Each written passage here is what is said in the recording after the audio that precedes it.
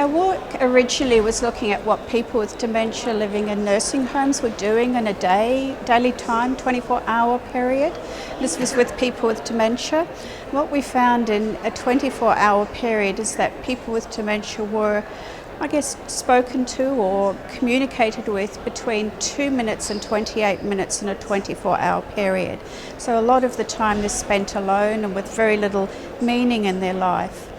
So what I started to do was to look at robots in terms of a way of connection, giving people a voice, enabling them to feel comforted. So the current study, which I'm talking about today, is with a robotic seal.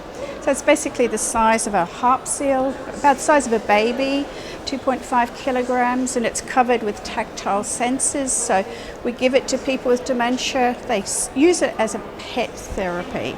So when they get it, they usually don't know what it is or what it does. They stroke it, it starts communicating with them in terms of engaging with them, they engage with it. And so our study's been about what the sexual seal does if we give it to people with dementia. And to date we've got very preliminary findings, but what we've found is that we've had an improvement in sleep, a reduction in agitated behaviours such as walking. We use an actigraph around a person's arm and look at that. We've had improvements also in terms of quality of life through communication and also emotional response, so very positive emotional responses. The limitations are the cost. So the robotic seal, for example, is about 7,600 euros. So it's a lot of money, and people will often say to me, gosh, I could do a lot with that money. I could bring a dog in, a dog wouldn't cost very much, but the robotic seal doesn't bite. So I can give it to someone. We don't need to train it. It already is trained.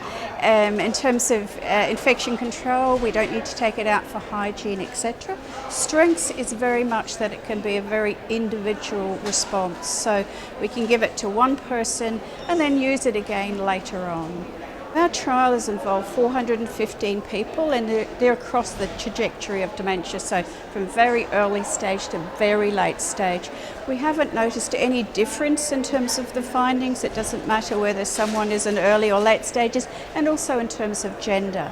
But not everybody likes it, so there are some people who don't, but I guess we're all individuals. Some people don't like cats or dogs, etc. So some people don't also like the robot. Staff find it a good way in terms of communicating with the resident as well.